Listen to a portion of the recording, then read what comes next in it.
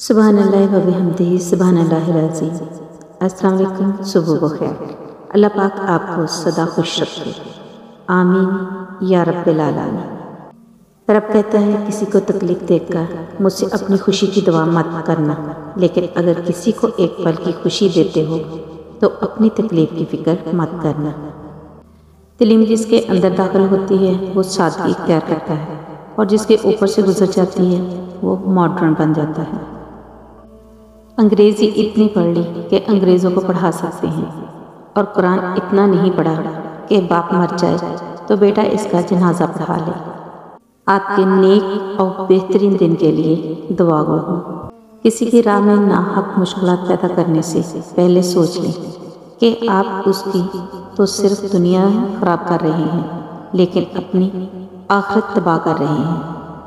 انسان کی سب سے بڑی ہجرت گناہوں سے نیکی کی طرف سفر کرنا ہے۔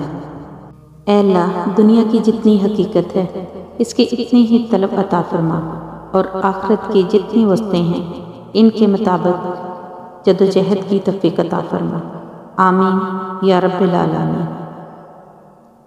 تیرے بغیر دن بھی نہیں رات بھی نہیں، کہنے کو ویسے تو یہ بات بھی نہیں، تجھ سے لپٹ کے رونا ہی غم کا علاج ہے، پر اب تو تھامنے کو تیرا ہاتھ بھی نہیں۔ جن کو چھوڑنا ہوتا ہے وہ دن یا رات نہیں دیکھتے، اور جن کو نبھانا ہوتا ہے وہ پھر حالات نہیں دیکھتے۔ داڑھی والا چوری نہیں کرتا، چور داڑھی رکھ لیتا ہے۔ نمازی دھوکہ نہیں دیتا، دھوکے باز نماز پڑھنا شروع کر دیتا ہے۔ برائی کو ختم کریں، نیکی کو نشانہ نہ بنائیں۔ عورت کے دل کے اندر جو جان کر اس کا ہر خواب دیکھ سکے وہی اس کا اصل حقدار ہوتا ہے۔ ممتا کی تعریف نہ پوچھو، چڑیا سانپ سے بھی لڑ جاتی ہے۔ زندگی میں دو لوگوں سے دور رہنا، ایک مسروف اور دوسرا مغرور، کیونکہ مسروف اپنی مرضی سے بات کرتے ہیں اور مغرور اپنے مطلب کے لیے یاد کرتے ہیں۔ والدین کی دعائیں تسبیح کے دانوں کی طرح ہوتی ہیں، جو اولاد بھی ہر وقت ہر پل تسبیح کے دانوں کی طرح گرتی رہتی ہیں۔ اللہ یہ دعا مانگنے والے ہاتھ ہمیشہ سلامت رکھیں، آمین۔ جن کی مائیں ہیں ان کی قدر کریں۔ کسی نے مٹکے سے پوچھا کہ تم اتنے ٹھنڈے کیوں رہتے ہو؟ مٹکے نے مسکرا کر جواب دیا، جس کا ماضی، حال اور مستقبل سب مٹی سے بنا ہو تو وہ تکبر اور گرمی کس بات پر کرے گا؟ والدین کبھی غلط نہیں ہوتے، اگر ان سے غلط فیصلے بھی ہو جائیں تو ان کی نیت صاف ہوتی ہے، اور انہی کی دعاؤں سے تقدیریں بدل جاتی ہیں۔ سمجھ جاتا ہوں چالاک مگر کچھ دیر لگتی ہے، وہ بازی جیت جاتے ہیں میرے چالاک ہونے تک۔ اللہ بس میرے آنسوؤں کو قبول فرما، میرے وجود کو پاکیزگی عطا فرما۔